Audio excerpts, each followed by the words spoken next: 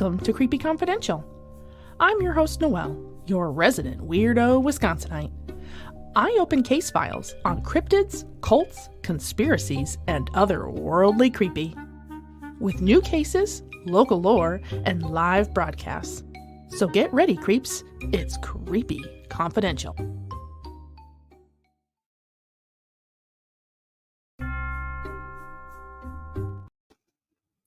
What's up, creeps, and welcome to Creepy Confidential After Dark.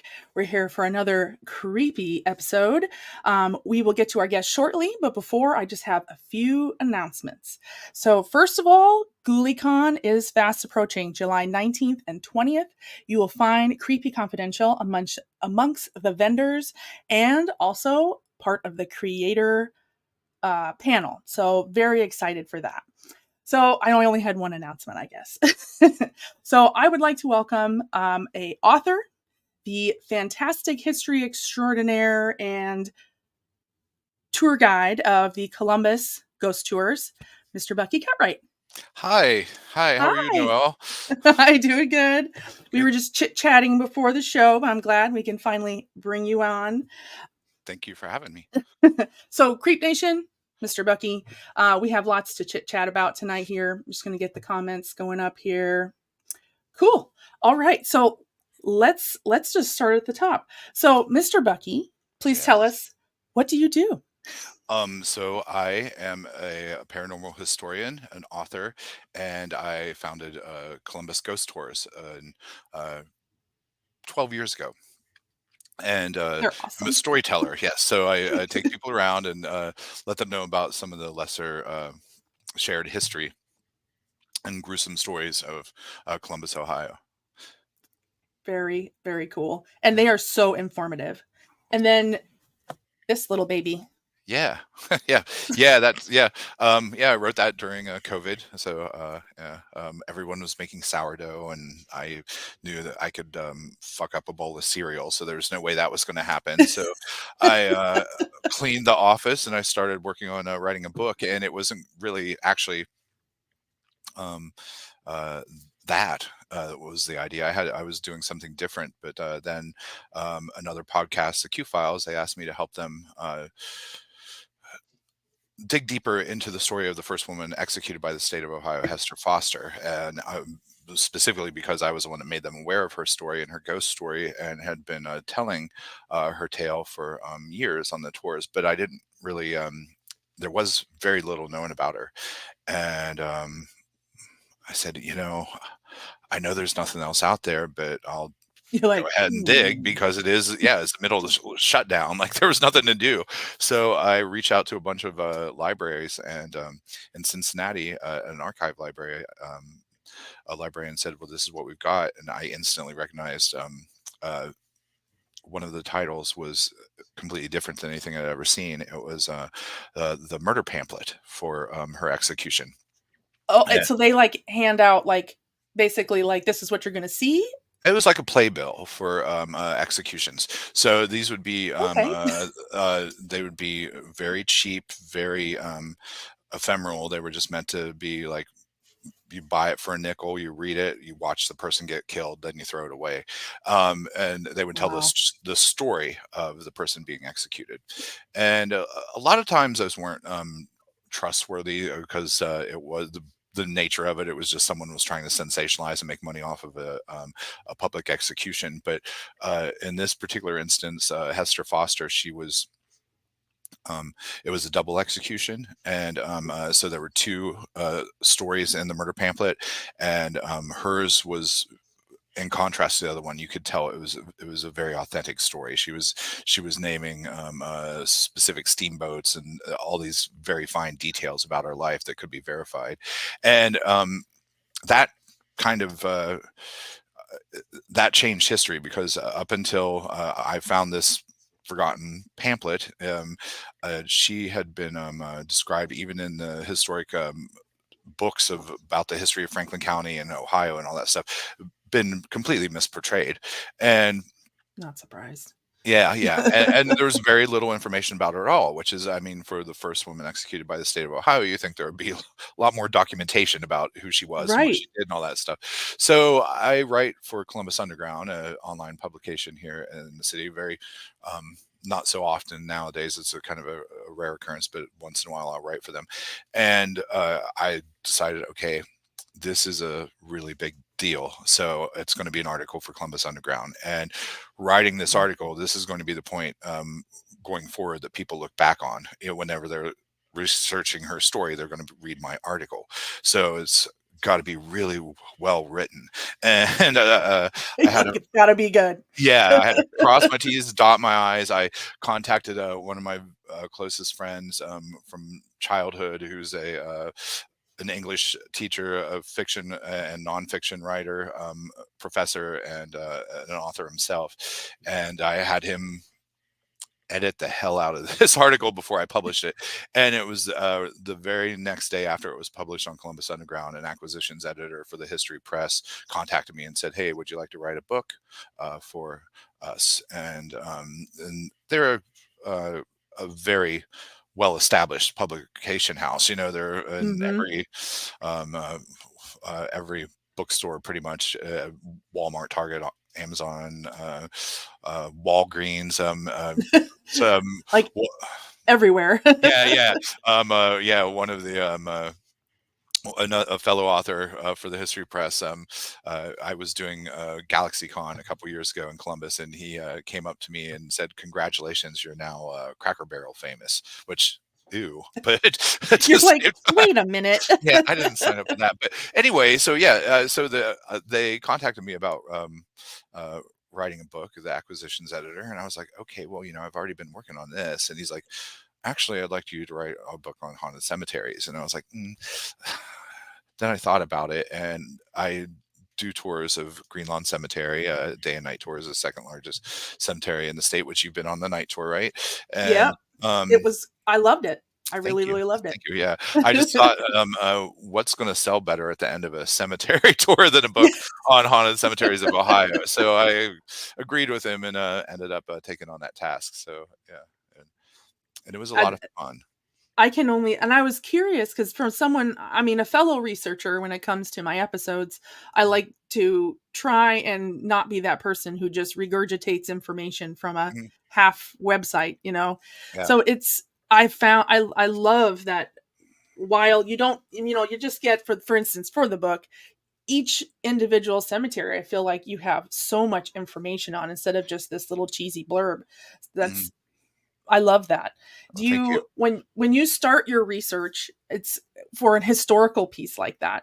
Mm. Is it do you tend to go to the archives like right away? That's your thing? Yeah. I do. I what I start with is, particularly when writing this book, I Sorry. oh, you're fine. Cat. I've got one over here somewhere. That was threatening to shut the laptop on us a moment ago.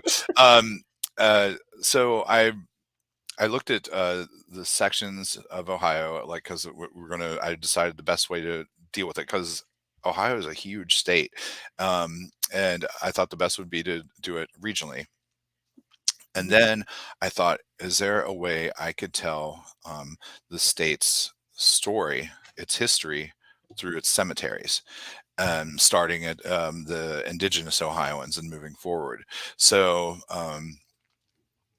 I thought about what that would look like, and then I started online, just scouring, and I collected tons and tons and tons and tons of stories of haunted cemeteries. Or I say in the preface of the book, because I knew this was going to be an issue, and it has been. People will contact me like, "Why isn't my local cemetery in your book?" Because there are uh, over 14,000 active cemeteries in the state of Ohio, and The book um, would be like this yeah, thick. yeah, it would be one of those, like those. Each month you'd get a different, Yeah. edition, and Here's one city. You mhm. know? Yeah. So I scoured, got tons of these stories, and I thought, with the idea in mind, like, telling the story of Ohio through its cemeteries, the history and its progress and its evolution, and looking at cemeteries whose ghost stories had substance to them, because there's tons. There's so many cemetery ghost stories that, Little. yeah, that are just like, there's a thing over there in the woods, You're like, oh, okay. yeah, yeah. There's a man with there's a hearse that chases people, and you dig for any sort of source possibly for such a haunting, and you don't come up with anything. So Right. You're like, sure, a random hearse and a random yeah, yeah, person. yeah, yeah. So using those filters, that's what it sort of all the tons and tons and tons and tons of stories I collected trickled down through that filter, and there were others that didn't make it into the book that satisfied all the stuff I wanted. But yeah, I mean, it basically I started it with Mound Cemetery and Marietta, the first settlement in the Northwest Territory for people of European descent, and also the home of a ancient Adena mound.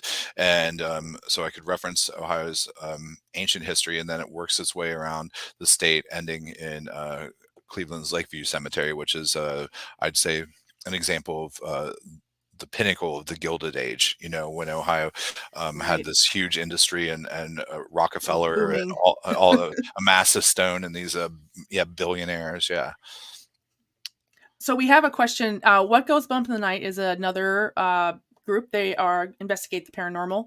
They have a question. Says, have you been to Licking County Jail? Oh yes, absolutely. Yeah, Terry Long, who works there. She's a friend of mine, and interestingly, I have some. I have a relative who is said to haunt the jail. So, uh, Oh, yeah, okay. he's a distant relative. And forgive me, I can't remember his name off the top of my head right now. But basically, his story was, so he was engaged to a woman for many, many years. And uh, she, whenever he would propose, would always say, no, not yet, not yet. And then after years of this courtship, one day she finally accepted, and something in him snapped, and he took her out into the barn and he killed her. And he was put in a cell at the Licking County Jail, and he committed suicide shortly after he was there, and he is said to haunt the place. And I didn't know that I was related to this guy until I uh, posted a story on our Facebook and Instagram, and this was a really long time ago, which is why I apologize. I can't remember his name right now off the top of my head. But my mother then informed me, she's like, so that guy is a relative of yours, and also his fiance that he murdered. So they were both relatives of mine, but from separate sides of family. Like one is on my grandfather's side, and the other one was on my grandmother's side. So they weren't related to one another. But Sure. yeah. So yeah, I've been That's to wild. So yeah. were you researching a story?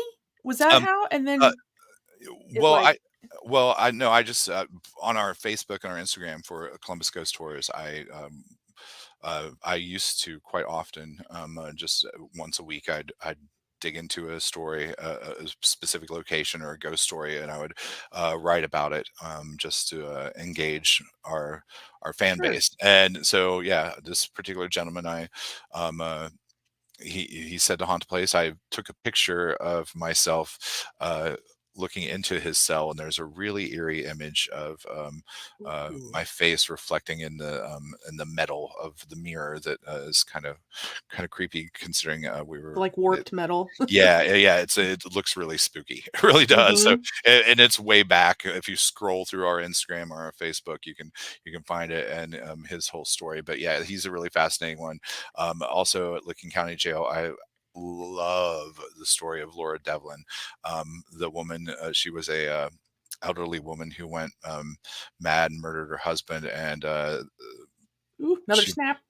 she buried. But yeah, she was pretty elderly. I think she was in her late 70s, if not early 80s, whenever she killed her husband. And whenever the police arrived, they caught her. She had cut pieces of him up and was trying to roast them in the oven, and had buried some other parts of him that couldn't fit, like the torso in the yard. And yeah, so yes, I've been to the Licking County Jail. Yeah, Couple and it absorbed a little bit both ways, yeah, perhaps. yeah, yeah, yeah. So No, another comment, I believe this is Riley, saying that William Robinson, he says, I believe we caught his voice and he had horses named Lady. I don't know if okay, that rings a bell. William Robinson. So that's the relative, yes, who There you go. I believe, right? Yeah, Yeah. Well, it looks like what goes bump in the night caught your relative. yeah, yeah. Wow, that's cool. Yeah, yeah. Don't. It would take me several minutes to dig through my phone to find the photo Sure. of the cell If that you I and took. even if you find it, if you'd like to share as like a follow-up Yeah, information, yeah, about yeah, our episode, that's fine yeah, too. yeah. If there's an after, I can share it in the comments once the show is over. Yeah. Yeah, So yeah, that's super cool. I love that. And yeah. we've actually gotten a few comments over on Instagrams, and they don't show on what like you and I are Mhm. looking at. So Coven of Screams, which is also Joanna, she's the one who is a curator of GhouliCon, says, I need to go on a ghost tour ASAP. And she lives in Kentucky, I think. Oh, thank. So we Yeah, very excited. I would love to um, have you.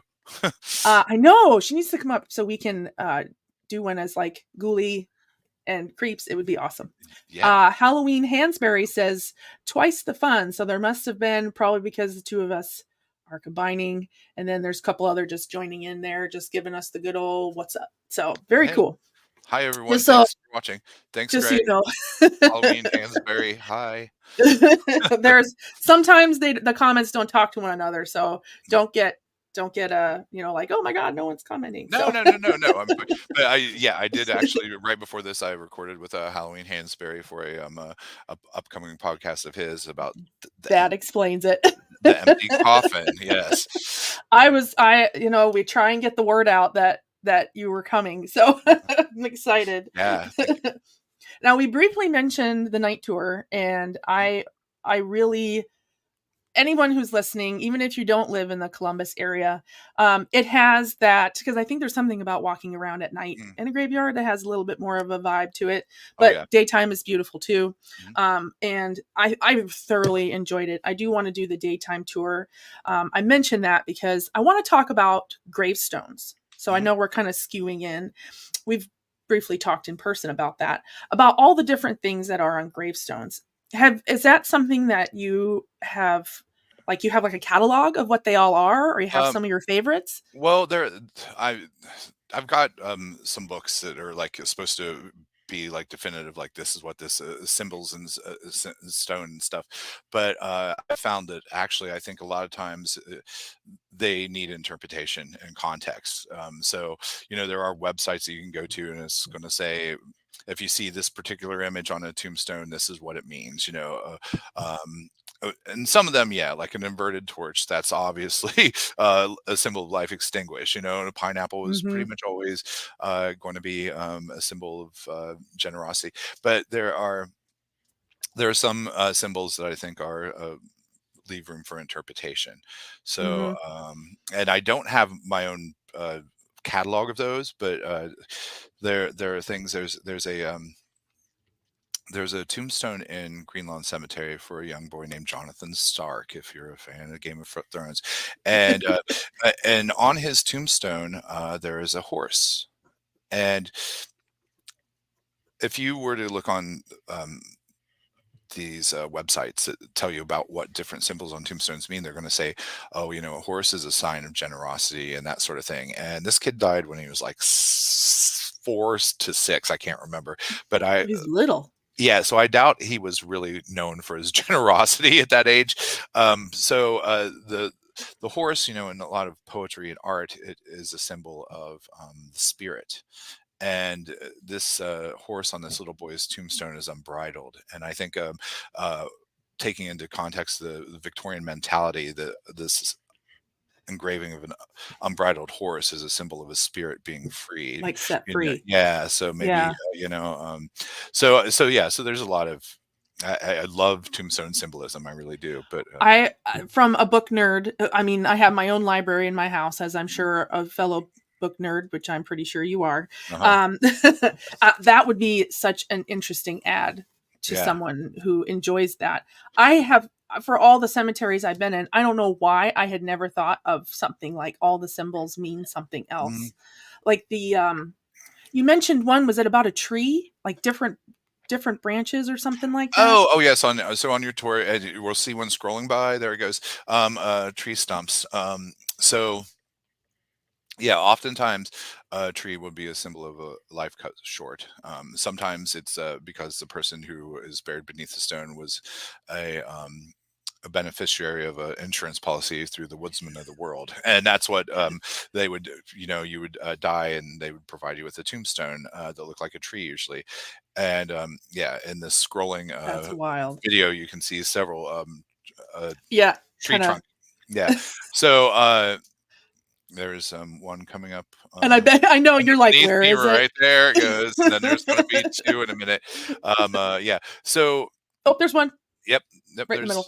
There's one in the middle. They're all There's over. two. Yeah, there's two. Oh There's my gosh, there's a yeah, bunch of them. yeah. There's a whole bunch of them. So yeah. Uh, so usually, when it's not a woodsman of the world, that is a symbol of a life cut short, and oftentimes the branch.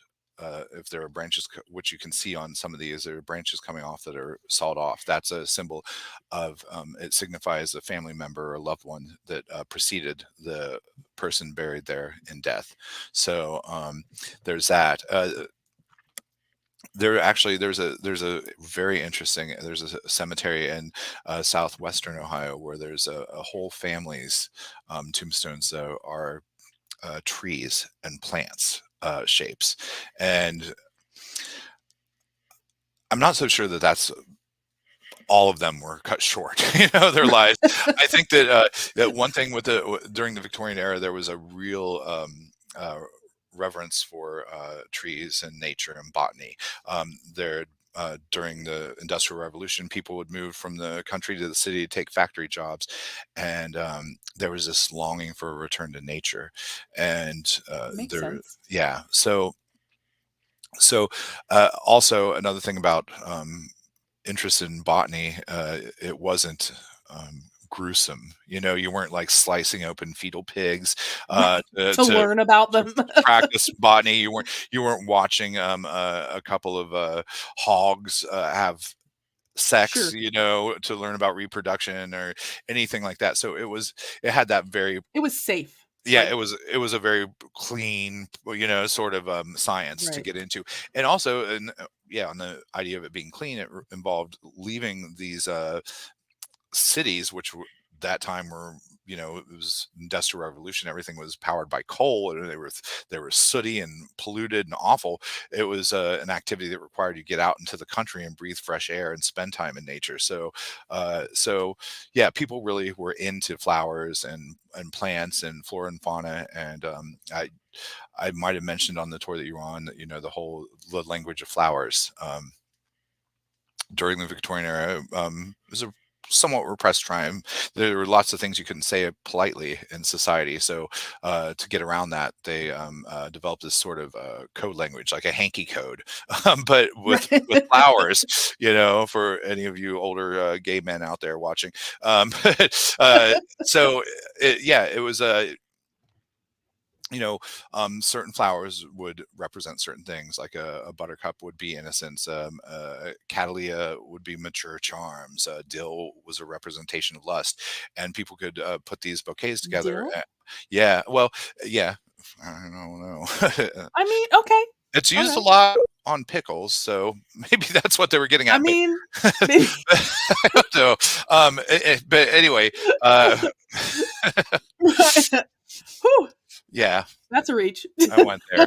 I don't know. But so there were lots of different It's just dictionaries strange. of Yeah. flowers out. Yeah, and they all had different definitions for different flowers. So you really had to make sure the person you were giving a bouquet to convey your feelings had the same dictionary as you did, or you would read Right. one thing into it. And they would, Interpretation's a little yeah. Mhm. different.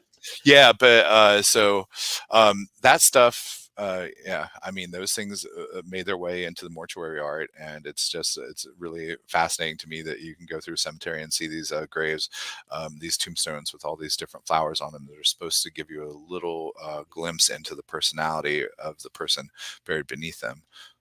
Yeah, yeah, it's so I would never leave, like, just if to research all that information. Yeah. Oh my gosh, Yeah. it's just insane to me. You go. That's fantastic. No. I'm just so interested in it. And then speaking of the tour, there was of like, for the people that are listening that are maybe thinking about it, there are some really amazing stories that come out of this tour. Mm, And one that is also mentioned in, I found that it was also mentioned in your book, was the one about the gentleman who tried to take his life and it didn't work a couple times. yeah. Um, and I mean, I don't know how you if you wanted to share that, or if you have a moment to share that story, if you want to keep it to yourself. But No. I mean, how did this happen? So yeah, so in 1880, a young woman named Eva Wagner died of tuberculosis, and she was buried in Greenlawn. And she was her father George's favorite child, and he would spend every Sunday at her grave at Greenlawn Cemetery, um, weeping and moaning and having a very melancholy day. And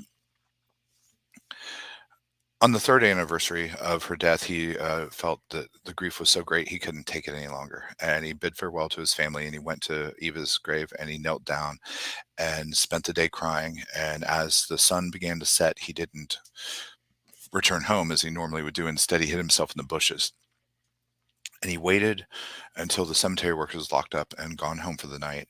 And he emerged from his hiding place, and he went to Eva's grave and he knelt down again, and he reached into his pocket and he pulled out a revolver and he held it to his right temple, and he pulled the trigger, and the bullet entered his skull but not his brain. It went behind his right ear and caused it to bulge out. He was blinded with the blood, and in his stunned phase he's groping around in the grass, and he finds the gun with his left hand and he holds it to his left ear and he pulls the trigger, and again the bullet entered his skull but not his brain. It went in a downward trajectory. It knocked a bunch of teeth out and a big hole in the side of his face, and it lodged near his carotid artery.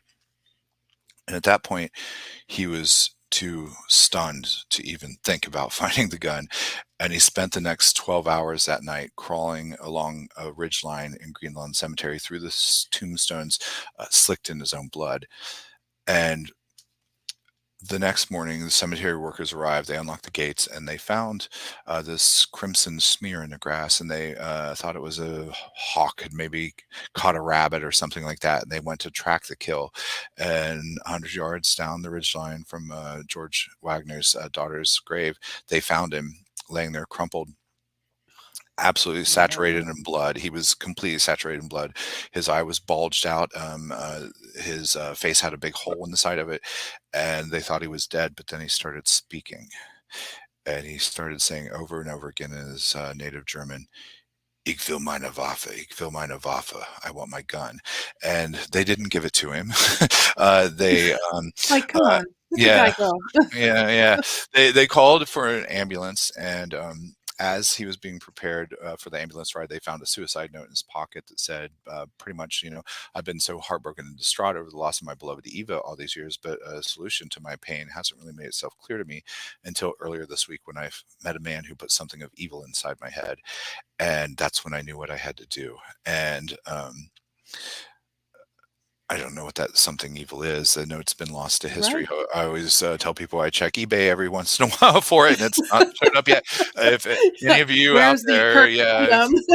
you find George Wagner's suicide note, please share it with me. Yeah. But he miraculously survived that suicide attempt, which is this was a pre-antibiotic world. And he was a rather frail 63-year-old man who walked with a cane and was very sickly, and he somehow survived uh, tossing and turning through a cemetery that night in September of 1883 with four bullet wounds in his head, exit and entrance wounds. Worms probably got in there, and he didn't get Sure. in. He didn't They're get in. quick. Yeah, they're fast. There's lots of bugs in the cemetery and Green Lawn. If, Yeah. if you did a summer tour, you'll know that they're yeah, the mosquitoes are vicious. But he didn't get an infection. He survived. He recovered, But then the next year, on the fourth anniversary of her death, he successfully committed suicide by throwing himself into one of the canals in the Brewery District in downtown Columbus, and he's buried now beside her. And his name hasn't been uttered until I started doing these tours since his death, really. Well, I'm sure by his family briefly Yeah. afterwards, but it only takes 3 generations till you're Boop, pretty you're much gone. yeah, you're Yeah. never spoken about again. So I started telling these stories and telling his story on these tours, and yeah, we've had a couple kind of weird things happen in that little vicinity. It was I'm there was all kinds of things that I learned in one night, but it was that story has stuck with me since I just thinking about it. And like this is because you said something for other paranormal investigators that are in here. I said that because of this. Um my paranormal investigating time, I always was under the assumption that graveyards just aren't hopping for Mhm. paranormal activity because Yeah. everyone's had their last rites, they've been laid to rest. Mhm. And you said something so profound that I'm hoping that my what goes bump guys are still in here, because it was sure they're gone, but all the emotion for the people that are still alive, Mhm. that are coming to the grave, that are mourning, talking, energy, whatever. And I have you with that paranormal spark that now I know that all these stories exist. Have you seen paranormal things while you're on these tours? Yeah, so I've had things happen to me. Our We started as a historic tavern tour, a booze and booze tour, which is what our Which I moniker is still have on. to do. Yeah, all our social media, YouTube, Facebook, Instagram, all that is booze, Booze, BOOS, or sometimes there's an ampersand there. But I've had things happen while I was in the middle of storytelling on some of those tours when we're in these confined spaces. Now, on the cemetery tours, I've been privy to some really, I've through talking with people, I've found some fascinating, interesting evidence, that is just mind blowing. But in my time researching the book and spending time in cemeteries, I've had a few weird experiences in cemeteries. Green Lawn, the thing that I most often tend to experience is a gustatory hauntings, where it's like I'll suddenly get a really strong smell in certain Right. spaces, and which is completely inexplainable. Um, I've uh, only in what 16 years of doing it like in a semi, regular basis, I've only had that happen once or twice. yeah, it's crazy. The very first time it happened, I was uh, during COVID. I was, which is when I started doing the tours in the cemetery. Once our bus tours were off the table, I would go and record a lot of little videos, which you can find on our YouTube or our social media, just to engage people who were locked in their houses and had nothing to do. I was encouraging everyone to go to cemeteries because they were safe spaces. Mhm. They weren't overcrowded like the parks where everyone was socially distanced 6 feet, beneath it, and they're under. I mean, they're outdoor, open air art and history museums. So I was recording a video one day in Greenlawn Cemetery, and I was in this very kind of barren area, and all of a sudden I got this overwhelming, like almost so thickly sweet you want to vomit, scent of roses.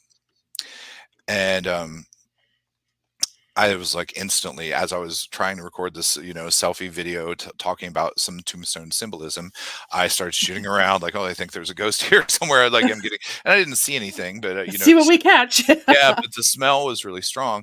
And I just started doing the tours at the cemetery, and I'd become friends with the administrator, who she also had a paranormal podcast. And we became friends on Facebook. And it was just right after this happened, I noticed she put out a post saying, "Hey, just checking in. Does anybody had anything weird, some crazy ghost stories or anything that You're like, they'd like to share with me?"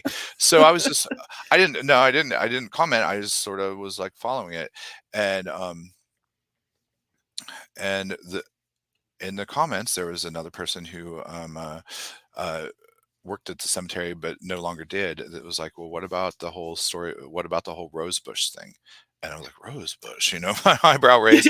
And Perked up. yeah, and Rose Bush was a woman who died in her late 80s and was buried in the cemetery. Um, oh, I think it was 2012, maybe. And after her death, the office was permeated with the smell of roses, and her name was Rose Bush. And I was like, well, that's crazy Well, because I that's just had interesting. this Yeah. this rose thing, and not long ago, I was in the cemetery and I was looking for the grave of George Blackburn, who I don't know if you're familiar with Prospect That sounds Place, familiar. Prospect Place, Trinway, Ohio, the mansion there.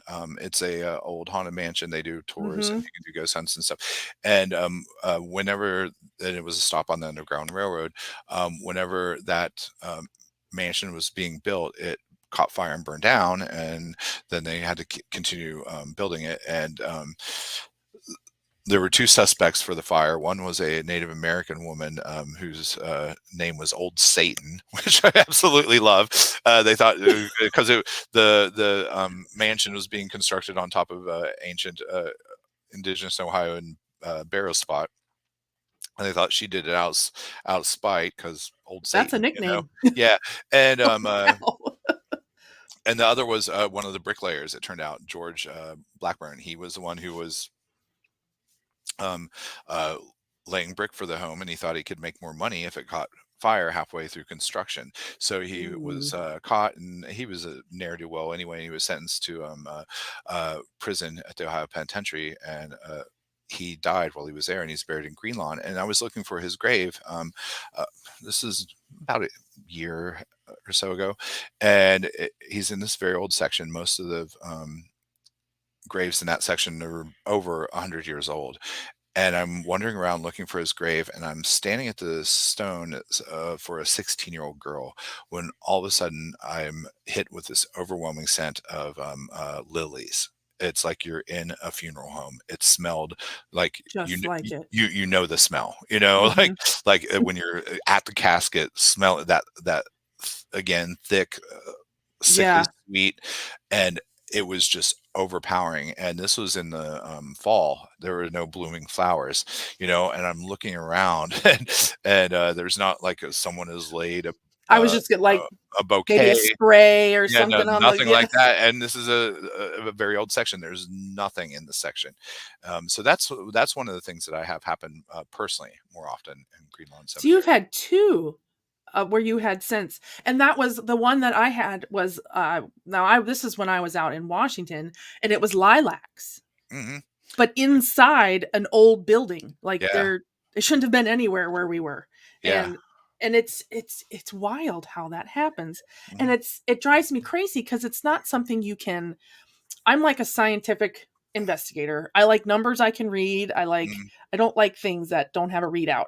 Yeah, and and that one there's nothing. You can't prove it. yeah, You can't it but you know the smell. And yeah, I think especially now, like myself, I worked in a funeral home for 5 almost 6 years, and then now I know the smell of what all these you walk past it, you get that scent of flowers, but then when no yeah. one's there, it kind of makes you worry. Yeah. Yeah, yeah, I've another place I've had an experience with the scent is the Greater Columbus Antique Mall. I don't know if you've been in there before? Is that like a little brown building? It's kind of on the other side of town? It's well, no, it's near Greenlawn Cemetery, actually. Yeah, west side of town? Yeah, so it's off of High Street and near Greenlawn and High, and it was it was a mansion that was I built was just it's for like an old house that's yeah, yeah. a It's an mansion, old but yeah. house, and then the early 1900s, for many years, it was used as a funeral home, and now it's an antique mall. And there's one little it's a bunch of little rooms, and there's one room in the basement that's all ceramic tile, like that, like lime green, puke green sort of.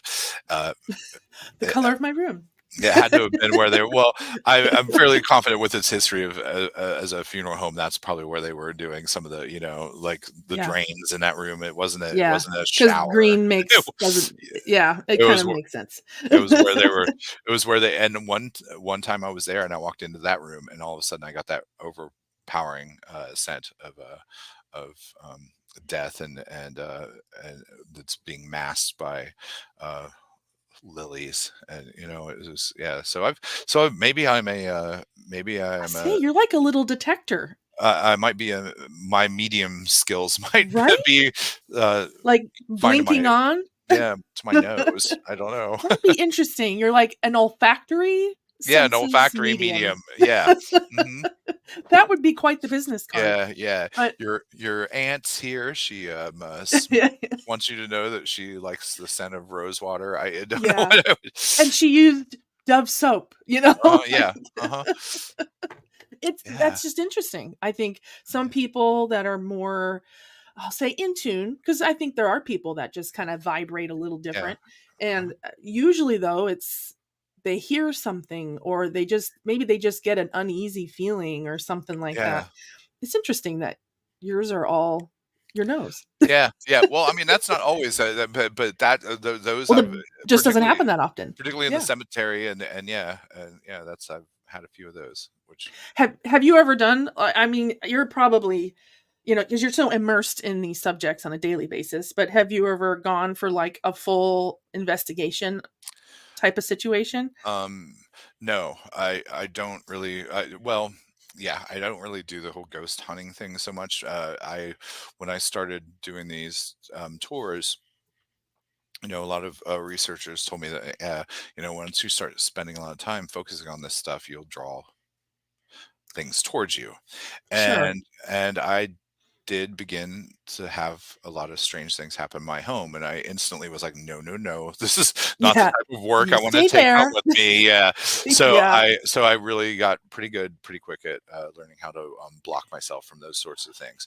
It's And ghost hunting, it's fascinating. It's such an interesting, activity, but, I it's I've always think of it like the old Mutual of Omaha, with um, Marlon Perkins, where he would sit in the Jeep and let like his assistants go and poke the alligators and things right. like You that. go do that. Yeah. I'm like, no, I get it. I'd rather be. I spend a lot of time in haunted locations, and when I'm there, I like to just kind of calmly sit and take it in. And if I experience these things, it's amazing. It's wonderful. I love it. It's fascinating, but I don't need to actively provoke. I Right. Or would rather. document or prove it or anything. No, I don't need that. Yeah. I don't need that documentation or proof. I mean, I know these things are legitimate. I don't know what they are. I don't know how to explain them, but I know that these things are legitimate, and I just like to observe and be present and be part of it. I can appreciate that because I think it's true. Yeah, I stopped doing it for a long time. And my team, we never had a medium. We weren't allowed to, we didn't poke the bear. We yeah, were more observers. yeah. And that was all five of us. That's what we agreed on. Mhm. But I was the one who did the research and went to the locations and did us. And I agree. It Yeah, starts to kind of like not open to like, but it was messes with your noodle. I yeah. think, It does. It does. where you're like, I need to just not do this for a Yeah, while. yeah, yeah. And that's I mean, yeah. Some of the yeah. I just had quite a few strange things happen at home, and I'm not freaked out whenever I have stuff happen, but again, boundaries, Right. So, I'll yeah, stay here. You stay over yeah, there. yeah, yeah. We'll be fine. Uh-huh. Yeah, Now, because we're not just, I'm not just paranormal topics and things. I cover lots of different things, as I'm sure you know. Now, yeah, being out, we're going to shift gears from paranormal. I hope that's mm, okay. yeah. Now, being out in the open and seeing lots of sky, have you ever seen anything up in the skies that made you question, anything? I We're talking about that's aliens, people. Yeah, yeah, aliens. So that's something I'm so fascinated with, and I remember as a very, very small child. I had a sister that was 10 years older than I was, and I'm I'm a little boy with a in a car full of a bunch of drunk teenagers Perfect. because the 70s, and Right. we're driving, along this highway, and everyone starts shouting and saying, "Hey, did you see that? Did you see that? Did you see that?" And I looked, and I couldn't really definitively say that I saw it. It looked like a little stream of light that was moving fast. It wasn't the changing colors and all that stuff. Sure. But there was one time I took a photo just randomly in downtown Columbus in Pearl Alley, and it was after dark. And when I went back and looked at the photo, I was like, "Oh my god, what's that thing?" And there's this weird little square object. You're like, what is that? It was before drones, so but I didn't see anything with my naked eye at the time. Um, Hmm. so m- I'm kind of I'm kind of annoyed that I've never really had an encounter with anything from up there. Although Right. so many people I know have people that are level headed, that are complete, you know, uh, that I know and trust. My father, one time something that really caught me off guard, growing up in rural West Virginia.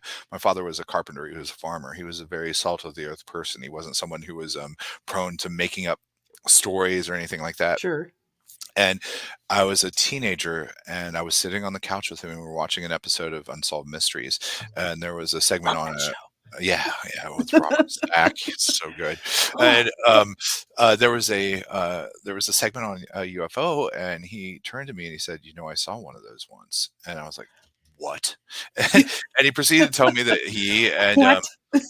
a friend were it was just out of character for my father to say anything like that. And he mentioned that he and a friend who I happen to know this guy, they were coming down off a mountain after a night of coon hunting, and the sun hadn't risen yet. And all of a sudden, they saw this light coming up over the mountain, and they thought, "Oh, it's time for the sun." Is it sunrise already? Right. And it just got brighter and brighter and brighter, and all of a sudden, this big red ball moved over the side of the mountain in front of them, and then it just off in the distance. And he said that neither of them ever spoke to one another about it when it happened. They were just like They just took drove it in out and that's in it. Yep, in go forward. silence. They're like, yeah, like that didn't happen. And so I happen to know the guy who my dad had been hunting with, and the next time I saw him, I had to ask, like, "Hey, my dad said that you guys saw this thing." And he's like, "Yes." You're like, I need more information. He repeated the exact same story. We saw this thing. It was like the sun. It came over the side of the mountain, then it shot off in the distance. And as someone who's a fan of cryptids, this would have happened very close to where the Flatwoods Monster You incident read my mind. Oh my occurred god, you read my mind.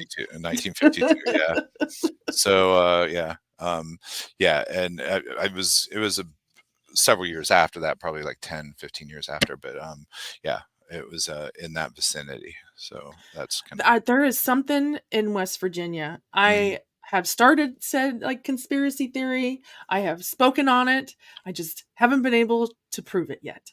yeah, yeah, But I'm working on it yeah. because there's so much there. Yes, Like there is.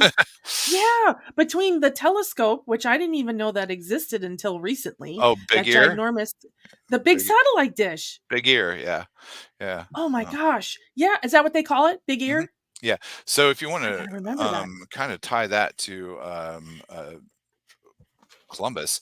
There's always a joke about, like, how the satellite dish was, well, when I was growing up in the 80s and 90s, the satellite dish was a West Virginia state flower. And there's this giant, one, the largest one well, it's not the largest one in the world now, but it was enormous.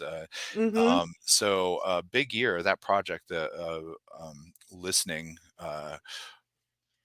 in outer space for signals. That Yeah, but I've never heard it referred to as big ear. yeah, Hold on, I gotta get my it's notebook. oh yeah, Big Ear is the name of the Now we're talking. yes, of the satellite at Green Bank. The SETI Yeah, is what is the project, and that was started here in Columbus, Ohio, by Yeah. an Ohio State University astronomer, and the first big year was up near where Perkins Observatory is in Delaware, and it was designed to listen for is a radio astronomy telescope, and it was supposed to listen for signals from outer space. And in 1977, it received the wow signal, this weird pattern that could not have been just space noise. It seemed to be it had the hallmarks of um, intelligence. Right, because space does have, like, an ambient noise, you Yes, know? yeah. Yeah, so, yeah, I believe Jerry Rule is the name of the astronomer who captured that in 1977, and the as the printout was, scrolling, he wrote "wow" in red ink and And circled that's the why sequence. It's called the wow signal, yeah. So, Yeah. it's considered one of the, early examples of, communication from aliens. You Uh just, like, added to so much. I was looking because the government has, like, all these projects, right? And the government is paying to listen, right? Mhm. Yep. But I only found all of, like, the breakthrough. That's the breakthrough message, listen, starshot. I never heard about that. So the project started. Columbus has a very interesting connection to UFO and alien lore. Uh, where to begin?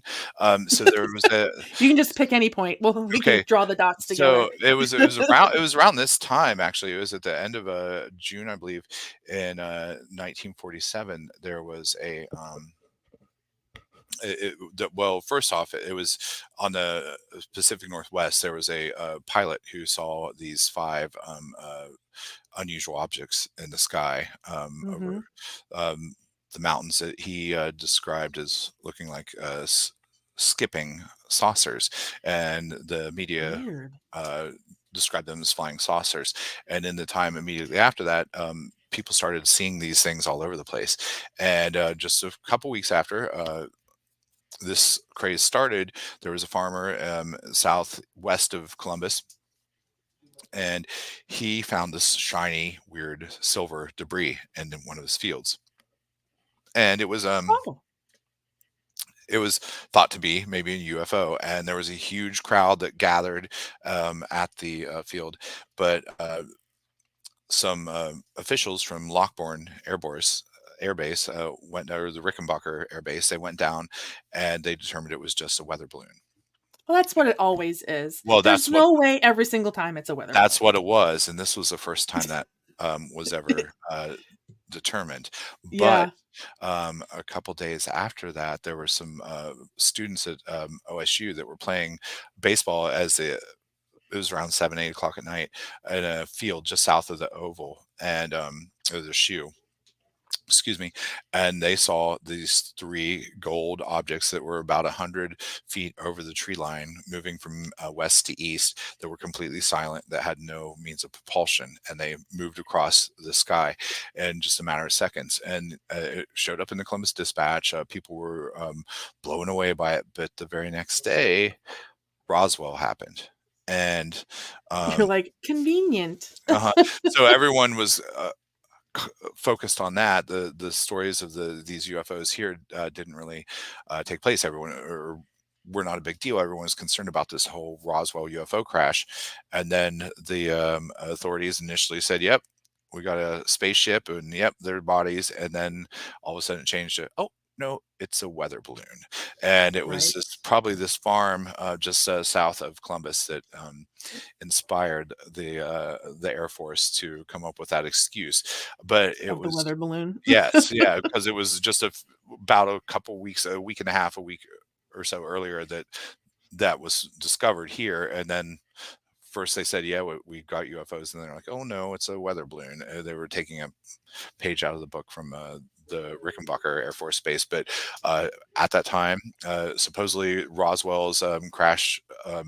UFO was brought to Hangar 18 at Wright-Patterson, and the U.S. government tapped J. Allen Hynek, who was a astronomy professor, excuse me, at OSU, the Ohio State University, to be in charge of Project Sign. which then became Project Grudge and then Blue Book. And he started as a skeptic, but he ended up becoming a believer in this stuff. He was the one that developed the different degrees of close encounters.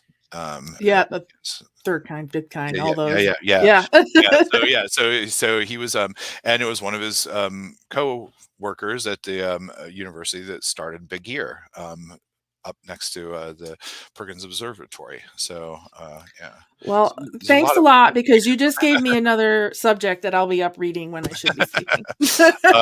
yeah. I have a yeah. That's so, all the connections of this and Macmillan Observatory that was at Ohio State University. I've got a half-written article about it that hopefully I will sit down and Someday see the finish light of day. finish out. So yeah, because all these stories that I just told you, yeah, like I don't think anyone's ever really connected all the dots with all this stuff before. But Well, sure, because you like even with just my basic research, of because I have to go from subject to subject mhm, every time, is you're like piecemeal, piecemeal, yeah, piecemeal, and you never really put them all together. And I'm not a local, so yeah, I don't put all the history together until mhm, I hear from people that've been here a lot yeah, longer.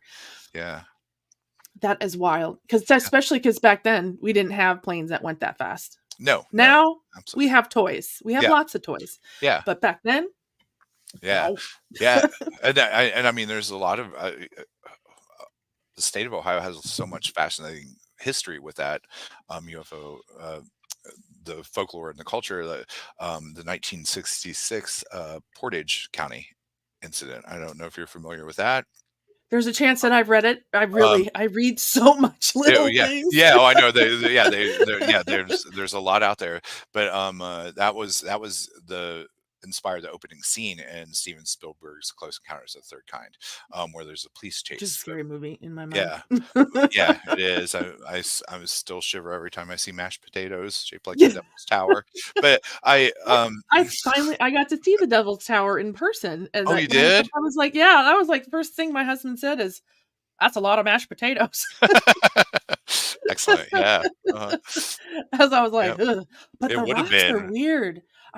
So have you been out there?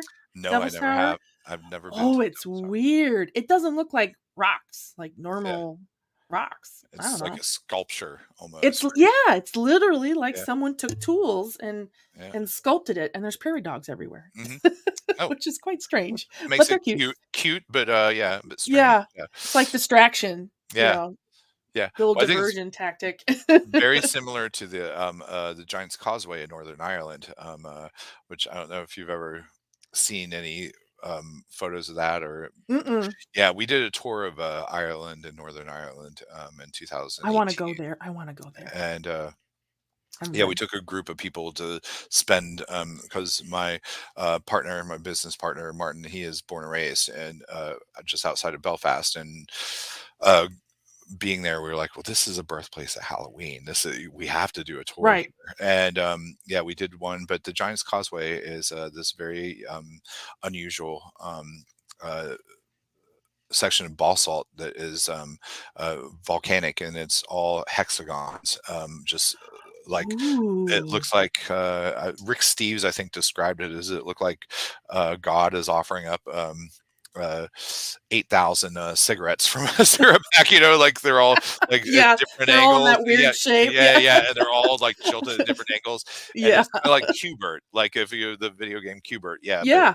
but the Giant's Causeway, it's supposed to be the story is there was a guy, a giant named Finn McCool in Northern Ireland who was in love with this girl, and there was another giant on the Scottish coast, which is 12 miles across the Irish Sea, who they were fighting over her, and Finn McCool picked up pieces of land and threw them out in the sea to make a bridge, a causeway across, so they could battle. And those are supposed to be the remains of that, which is one of the cool old stories of That folklore. would be cool. I Ireland. love those. I went to Lake Crescent in Washington, and I lived in Washington, but Yeah. we were there, and the stories of how that lake is formed is like the giants, and they threw this giant boulder to divide, Yeah. and you're like, "Oh, it's actually does look like that could have happened. Giants in their Yeah, it landscape was architecture. it was like their way of separating, Uh-huh. oh, I can't remember, this like these two people, and yeah, Mm. I think when you're in places like that, it kinda makes you take a second and, like, could that have happened?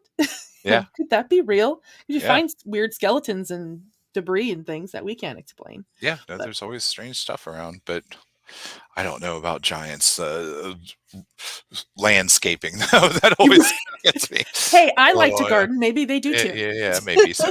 Yeah. I'm trying to I think I got my hip. You see me looking for something here. I feel hear my headset beeping, but I don't know where my other thing is. Um anyway, but you never know, could have been aliens too. Yep, yep, Very, maybe. very strange. Now cryptids now, because Mhm, that's in West Virginia too. mhm. I find it very strange that all this alien stuff happens. All these cryptids are there. Like something's going on in West Virginia. Yes, there is. It's yeah, I mean, I miss it with all my heart. If there was a way to make a viable income in West Virginia, I would be there. I being born and raised, and the stories are so fantastic. I mean, I grew up with this stuff, Yeah, uh, and I mean, as a child, it was just like, "Oh, well, the aunt such and such's house is haunted, and there's that lady's a witch, and this is," I mean, it was just, yeah. and if you go down that holler, you might run um, into the big old hairy man. My grandfather, as a little kid, my grandfather, delivered, he was a milkman for a while, and, he was in his late 80s when I was a young teen, and we built a house on where the family homestead had been in the middle of nowhere, and sit down talking with him, and he'd be like, "Yeah, one day I was coming around the corner up the drive here, and I saw a man holding his hand or his head under his hand under his arm," and I was just like, "Wow, like You're like, headless ghost, I'm like." sorry, what? Okay, grandpa, there was a headless ghost at the end of the driveway. That's fantastic. Uh, Yeah, good to know. yeah, I mean, the and actually the Flatwoods Monster, the Mothman, those two, while those are kind of big time, cryptids. Although the Flatwoods Monster, I would argue, is more extraterrestrial incident Agreed. than, but Agreed. um, those Flatwoods Monster was not very far away from where I grew up, and as a little kid, I had a book on monsters and of the Appalachian Mountains, and I was just instantly fascinated and asked my mom, like, "Where'd this happen? Can you take me there?" I was probably You five, wanted to six know. years old. Yeah, yeah, and you know what's one thing that's really interesting to me is a lot of these stories. The Flatwoods Monster, uh, the the person who connected the Silver Bridge collapse in Point Pleasant with the Mothman, um, Mhm. the whole mythos of the Men in Black, uh, all these stories came from a guy named Gray Barker, who wrote. Wait for it, wait for it. What have you got there? It's got a glare. Oh, the man who they knew too much about flying saucers. Excellent. I love Yes. this book. It Okay. even smells like old book. Oh, it does. Look at that. It is old book. It's got that library plastic. It sounds like It is my basement. little ASMR there. Yes. Uh-huh. Yes. Absolutely. Yeah. I So love this book. Gray,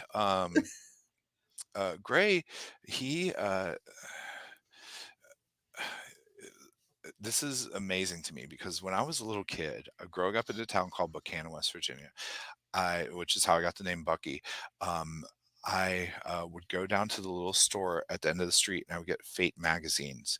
And I don't know if you're familiar, but Fate magazine is still in print, and it's one of the few I didn't in know it was print. still in print.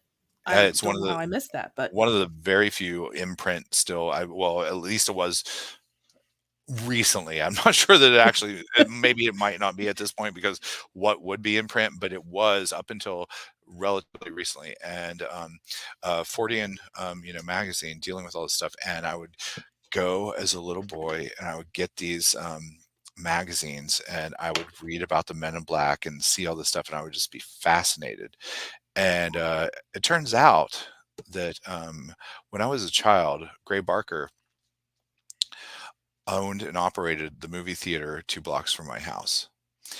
And I knew it was something about production or something. I he just was started reading about him, so so he yeah, he was a he was a projectionist, basically, is what he did. And he was the one that really brought, aside from being an author, but he's the one that brought all these stories about the Flatwoods Monster, the Men in Black, mhm, as your book. And he connected his book, The Silver Bridge, was what connected the Mothman to the Silver Bridge collapse before John Keel. And this is one story that kind of so a couple years ago, I was spent a month in West Virginia, and I was going around all these different sites, doing vlogging. Actually, you can find it on our YouTube about some of these forgotten, interesting ghost stories and monster stories of West Virginia. And I was fortunate enough to do so because everything was shut down for COVID, and I was staying at my parents' house. And I was watching a YouTube video, and there were a couple of guys who went to the Gray Barker collection in Clarksburg, West Virginia, where his collection is in the library there. And the librarian, the special collections librarian, was like, "Oh, well, you guys know Gray Barker was a pedophile and a gay man." And I was like, "Hmm." Uh, so in the 60s, 70s, in West Virginia, 50s, 60s, 70s, being a gay man could be synonymous to West Virginians with being a pedophile, even though right. he probably wasn't. But it got me, and I started thinking, like, I need to do some research into this guy and find out, are his stories we should be telling? Because if he was a pedophile, then no, the fuck we shouldn't, you know. Uh, Right. but If there's, like, backing evidence that yeah, it yeah, but I don't believe that he was. Although I have to say it brought to mind. So I lived just 2 blocks from where uh, from the theater that he owned and operated as a projectionist was. And when I was a young boy, this was late 70s, early 80s, kids, Gen X kids, we were untethered. We were just able to go out and play around in the right. yard and run the streets until midnight. And I remembered there was one night I was playing with my best friend who lived across the street from me, at the corner of College and Florida streets, which was just close to where the theater was. And this big car pulled up, and this man rolled down the window, and it was late at night, and we're 2 young boys playing by ourselves in this yard. And he rolls down the window and leans out and says, "Hey, can you give me directions to the Cinema 5 theater?" And which is a theater that Gray Barker had. And I started to move forward, and my friend Alexander, who was a couple years older than me, was like, "Stranger danger, stay back. Tell him it's down there." No, no, no, no, no, no, no, no. Yeah. And so nowadays, like, coming thinking about all this, I'm like, could I have been like, You could have been on the Robert Stack Show. if well, I'm just like, well, if you're going to get molested as a child by anybody, in terms of what I do, Gray Barker, like, ooh, You're like, "You're right? Let me think about yeah, it." it could have been, yeah, like, royalty sort of, but not to, um, No, no, no, we get yeah, yeah, yeah. it. But anyway, so yeah, it's so growing up and doing what I'm doing now for a living, it blows me away that I was so and even as a child reading those fascinating stories, like they knew too much about flying saucers, like the Men in Black, the Mhm. Mothman, the Flatwoods Monster, to realize that I was so close to the heart of Right. all of that. And yeah, and now That is wild. yeah, and now the Moth Boys. I don't know if you've ever followed the Moth Boys podcast, but Oh, yeah. yeah, And I've met Mothman Mike several times. Matt, yep, Matt. Matt, No? yeah, I think it's Matt. No, Is it? the little guy. Oh, okay. Oh, okay. So, well, anyway, they with along with Dana from Contra Dust Designs, they're doing the first Veggie Man I festival in saw that. Fairmont. Yeah, Yes. which so that was one of Gray Barker's tales, which so it'll be interesting to see that. And they just had a Grafton Monster Festival, which was another Gray Barker one that only was that's a kind of a one-off cryptid. Um, Yeah. but you know what's But I've it's making a I mean, especially after the game Fallout and all the yeah. creatures. They're both, yeah, they're making a Yeah, huge they're all in there. splash, yeah, and that's what so, near my, family's home, Helvetia, West Virginia, there's a Fosnaught, which I is a love did we talk about that? I don't think we have we? Okay, I don't know. I'll see where you're Maybe? going. No. Well, but so this little Swiss village, Helvetia, growing up, it was, Fosnaught was a, very unique festival where, people would, make these terrifying masks and they would try to scare away Old Man Winter. There would be a Mhm. dance in the dance hall where the prettiest girl in town would be lifted up on the arms of the strongest guy. And they would cut down an effigy of Old Man Winter and march it through the street to a spot where it would be burned on a bonfire, thus scaring away Old Man Winter. And it was never attended by more than maybe 50 people. Yeah, And, this year I went and there were close to, I bet. 3 to 4,000 people, all because it appears in Fallout 76. Mhm. So, yeah, so that game has done wonders for tourism in West Virginia, it really has. They can't 'cause I mentioned because I wasn't sure if in the couple times we've run into each other that, because I went to Fashnacht, not this year, but the year before, Mhm. and Oh, I we did made a talk about mask. this, we Yeah, did, I and remember I now, made yeah. a mask, and now my mask is in the Flatwoods Monster Museum. Yes, we did So, discuss that. I have a little piece of me in West Virginia. Mhm. So, but that I tell you, that bonfire, there's something magical Yeah. about that bonfire. I was raised where, you just I'm from Wisconsin. Mhm. They don't do things like cut down effigies of things and put it in the fire. Yeah. At least newer school, Yeah, yeah, treatment. yeah, So to do that, it was something I had never seen before. Like it was just yeah. this huge. They just chuck them in. It was Yep. like, and people just stand around and you watch the flames go. It was Very Wicker Man, yeah. yeah. That's what my husband said. I'm Mhm. like, who? What? Yeah. Yeah, so that so Helvetia, that's I don't remember if I told you, but as a kid, the the cemetery, and this is a very small Swiss I village didn't for get to those of see you that aren't that. familiar. So The people. there's just a few houses. There's the beekeepers, where you can get candles. There used to be able to. There's the restaurant, the Hute, which is rather renowned. There's a old hotel which is no longer in function. The dance hall and uh, the shepherds where you can get stuff. And there used to be these three old sisters that lived up on top of a mountain that would make the cheese makers. They would make cheese for the restaurant and bring I it down. saw a Down sign yeah, for the yeah, cheese. Yeah. yeah. It's I didn't know it was real. if you yeah Noel, if you go back to Fosnot, get the cheese. Yeah, it's Do it. phenomenal. Okay. But I have to but look.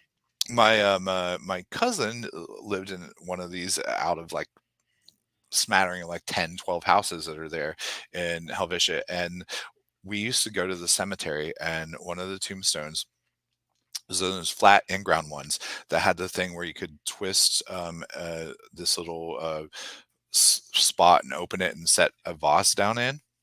Okay. You know, I know have you, there's some of them. Yeah. you've I seen didn't get those? to go there, but I know what you're talking But you've about. seen those before in Mhm. cemeteries, yeah, where they have the little thing.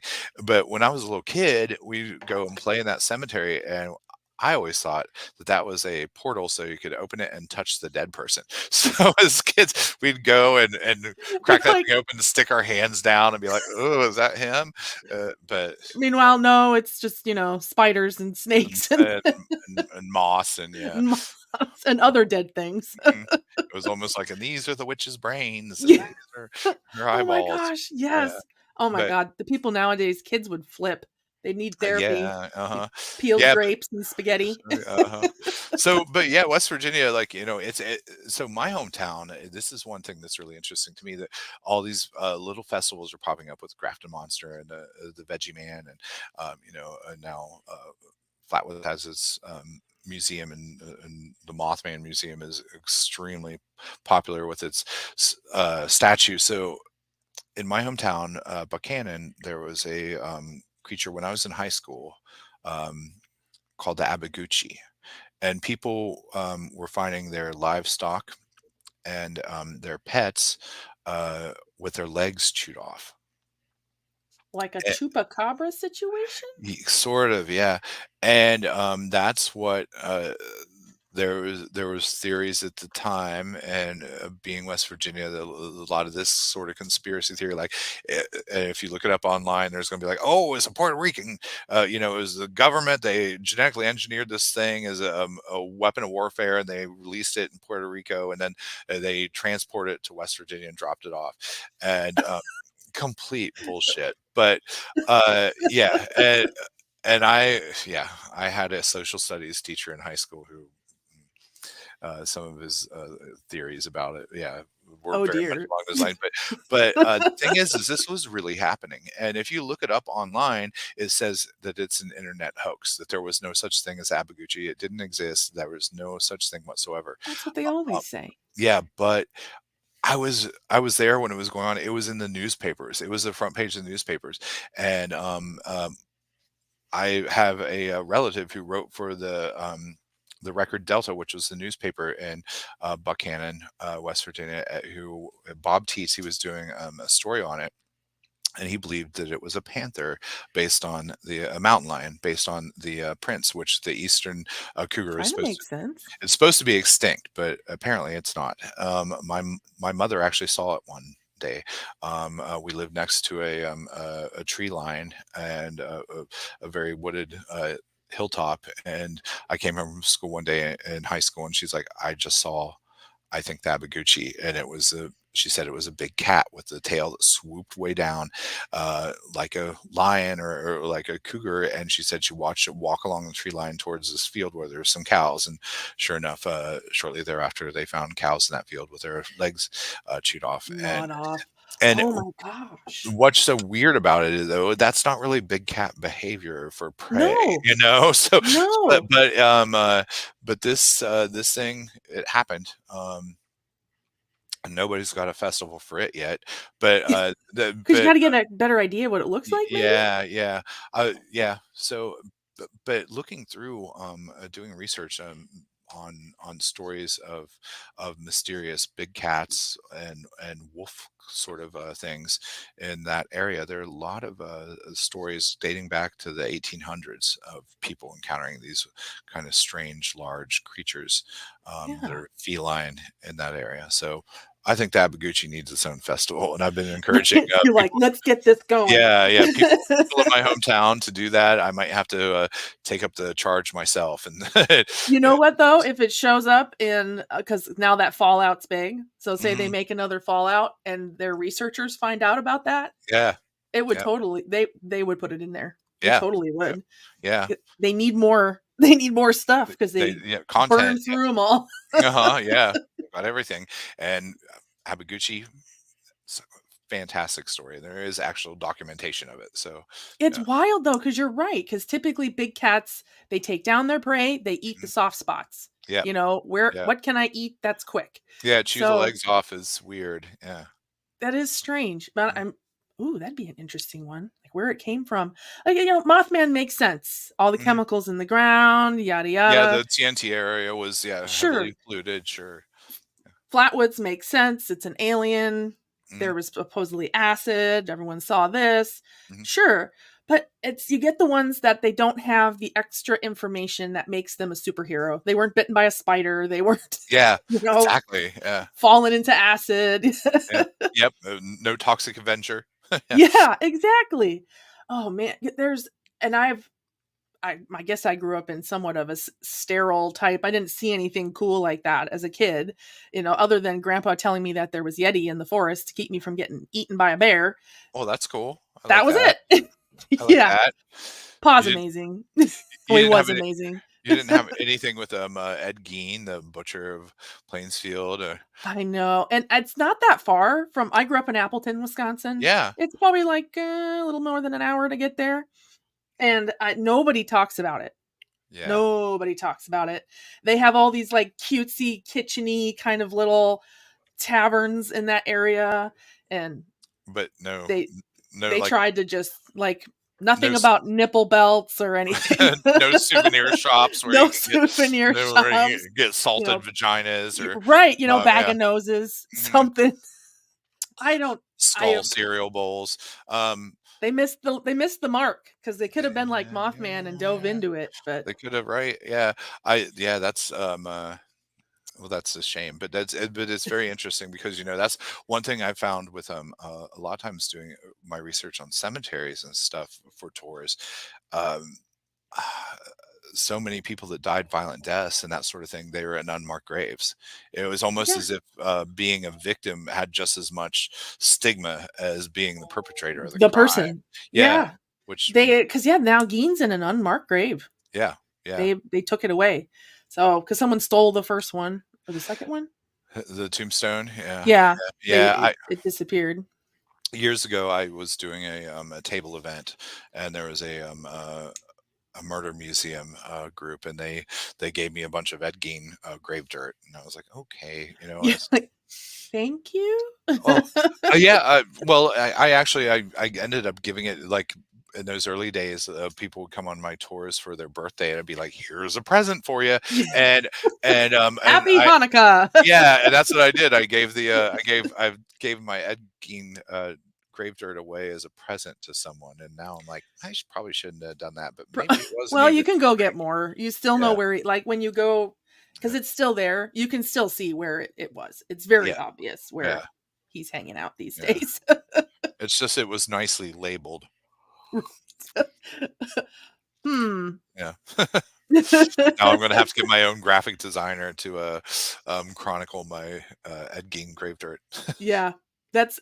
But I find I've like now that since speaking of weird things that you want to keep in chronicle order, um, when I go to GhouliCon, I'm bringing something that's similar. It's like these are little things I think that people when they look at it, they get something. I don't know. They feel a certain way. Now I don't have serial killer dirt or anything like Yeah, yeah, that, but it's from one of these big hospitals, and it's but there's something to it. People want to see that, yeah, even though yeah, it's just dirt. yeah, yeah. I collect a lot of, I have little weird things. I had some, the murder museum people also gave me, some, dust from, like, cement and mortar from, Aleister Crowley's, manor in Italy, and I gave that away too. But I do have a lot of interesting old pieces. I have this beautiful bit of skylight from a manor house in Northern Ireland that was quite That's haunted. cool. That was used. It was a Ridley Scott used it as a location for one of his horror movies, and it's falling apart and it's decrepit. It was built in the mid 1800s as it was a mansion, then it became a nursing home and all this stuff, and it's said to be quite haunted. Yeah, And yeah, I think on Amazon you can uh there's a movie Ghost Light that is set in the place, but I'm doubt if it's even standing now because it was deteriorating because so it's falling fast the apart. past couple years that I visited it. But the one time I went, there was a big piece of the skylight that's stained glass. I was like, "Oh, I'm bringing that back with me to the States." And I usually never have any problem with this stuff, but the worst experience I've had with that sort of thing, there's a piece of slate over here. It's a stone from the old Ohio Penitentiary that was downtown Columbus, Is and that the one where like Hilltop is now? no, that was the asylum. That Oh, was okay. that was a hospital for the mentally unfit. The penitentiary was where North Bank Park and McPherson Park and the Arena District sort of area, Hmm.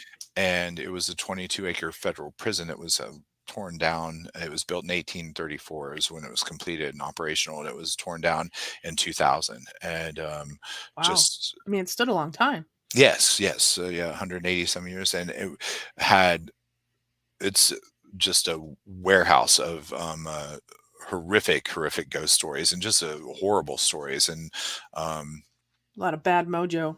Yeah. Yeah, I could do hours and hours and hours of speaking just on that building. But whenever they opened the new Crew Stadium in downtown Columbus, they incorporated elements of the stone as landscape architecture. And I was getting a private tour, a preview tour of the Crew Stadium before it opened, and I went over and was like, "Oh, I'll take a little sliver of this stone," and it was from that moment on, everything just has gone downhill. And I mean rapidly. And I'm not like the whole, the time Vincent Price took the Brady kids took the idol from Vincent Price in Hawaii. But I mean, You're it's like, this is different.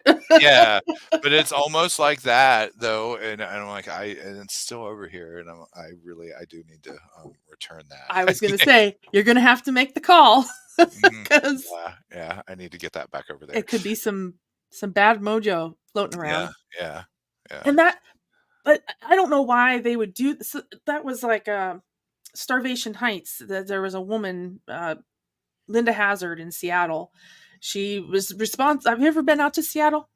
No, I haven't. Oh, you I've have. never been It's on the Pacific Northwest. I was supposed to go a couple years ago for uh, a very dear friend's wedding, and I got COVID the day before the flight. oh, you're like not good. It was the only time I caught it, and it was the day before I was supposed to, yeah, fly That's the out. pits.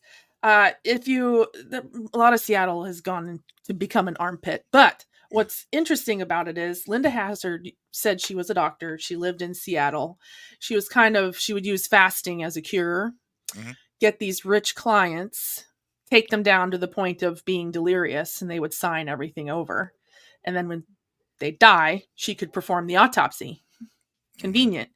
But Starvation Heights is what her second, they now call, well, the place is gone, was her cabin that she had to rebuild out in the middle of Olalla, Washington.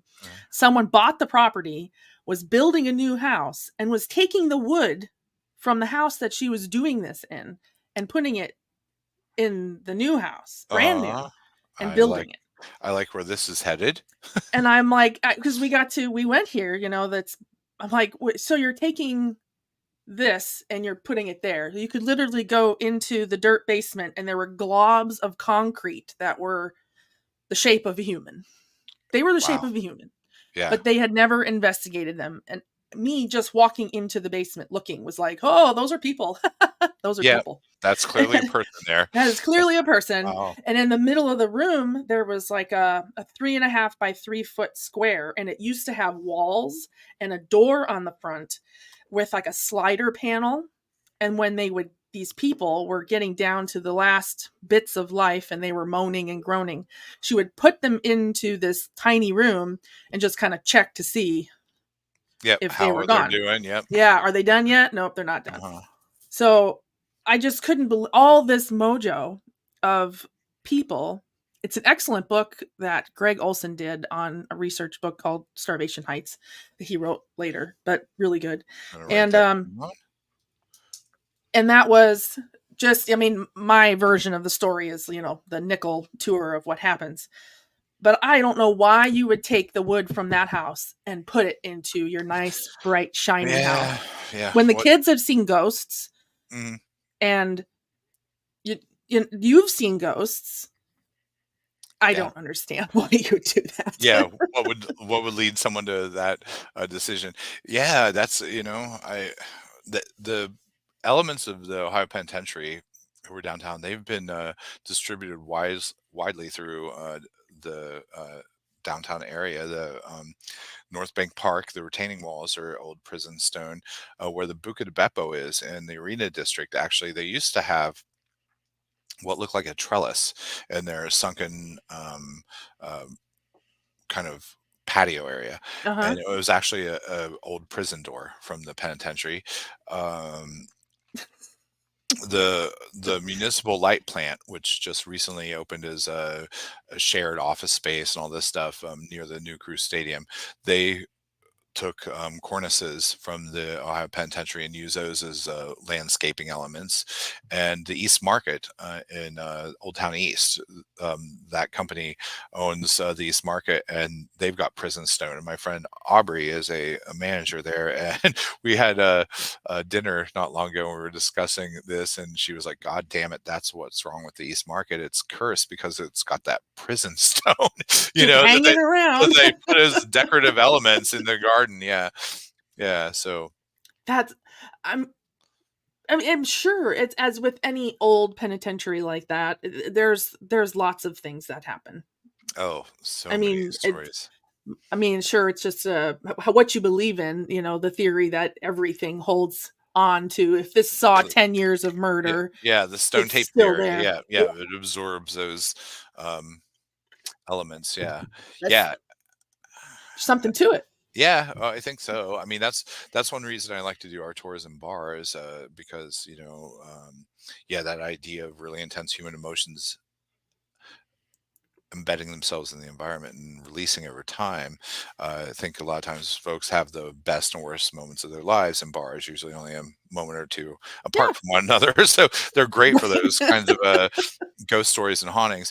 Yeah, and yeah, I have found lots of instances where it seems like, yeah, these spaces retain their history, I and agree. And even just someone who has recorded place to place, you get these almost where it's like a record playing over and over, 4 o'clock every day, lady walks down the steps, that kind yeah, of thing. yeah, You know, which I always like to, I like to be in places on the anniversaries, of particular incidents and see what that might bring about. I think that's hmm in terms of, while I don't do so much ghost hunting myself, but yeah, in terms of experiencing something really creepy, I think that's the best way to go about it. it is. Um, And I would suggest it from just from what you've been around, what it feels like to be in a space, that kind of thing. yeah. And it's the we went Sylvia Gaines was murdered in Seattle many moons ago. Story was her and her dad were having some sort of relationship. He killed her, of course, violent manner, by the lake. So we decided we are going to go to said lake. And the story has more to it, but the quick tour. And we were there on the night at the same time. I had the map that the detective had drawn back in that day, and Mhm. we recorded things that came across. We just had walkie-talkies to communicate. We were in different parts Yeah. of this lake, and our walkie-talkies started to go off, and it was a man with a transatlantic accent. Uh-huh. So what are you doing here? First of all, we're not picking up a semi because Yeah. they don't talk like that. Yeah. And it was just, you heard this man, you could imagine his hair flopping over and like his eyes wild. And it was like, you've caught me in a rut, and it was like, he said these other words and I recorded it. We just happened to have an audio recorder going and you could hear a lady's voice saying, no, stop. But we didn't realize we were there on the day and the time until Wow. we went back and we were like, oh, oops. That's amazing. You have the actual audio of that. That's so cool. Yeah. And it was because you know how it's like Yeah. someone's trying to talk to you. Yeah. But if you push the button, it beeps and then Yeah. it talks. Yeah. These just came on, no beep. So it was just out of nowhere. Yeah. It was out of nowhere, and we were at the approximate area of it happening. Yeah, I have a. Wow. I'll have to. I could get you the. It's on one of our episodes. Yeah, that's It so was cool. fascinating. Yeah, because Yeah. at first because you could hear a trucker, because it's a walkie-talkie, but it had a typical trucker, we're Yeah. coming up on the highway, Yeah. like Rubber Ducky 411. yeah, Yeah, like yeah. it sounded like that. Yeah. These these drivers are not going to have a transatlantic accent, Yeah. plain and simple. No, Like absolutely not. absolutely not. That with their cup of tea and they're Yeah, steering their yeah, semi with their knee. Yeah. Yeah. Wow. absolutely wild. So I'll give you the link for it and you'll see. It's real Yeah. short. It's short. You don't have to like watch a 2-hour video on Yeah. Yeah. it. No, that's amazing. But I realize we've been here for an hour and a half, and I thank you so much. much for your Oh, time. thank you, thank you. Yeah, no, I've had a fantastic time, talking with you. Because I Um, could uh talk about old stories all the time. Yeah, yeah, me too. I've got tons and tons and tons of them. Um, uh, yeah, it's it Do you have anything coming up that you wanna tell people about? I've tagged all your website and everything down below, but do you thank have anything thank you, else? Noel. Yeah, you've done such a great job at promoting this and us, and I really, really, really appreciate that. One thing as a small grassroots business and a storyteller and trying to get these uh, tales spread, it's people like you that really make it amazing for me to do this because thank It's you. so good.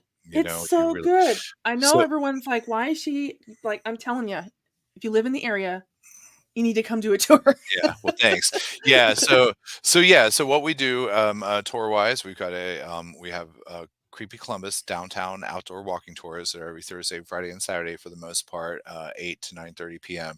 that talk about some of the more iconic hauntings in the downtown Columbus area, and those are 12 and up. We also do a day tour at Greenlawn Cemetery every Saturday. That starts at believe it's 3 p.m., 3 to 5 p.m. And I address a lot of tombstone symbolism in that tour.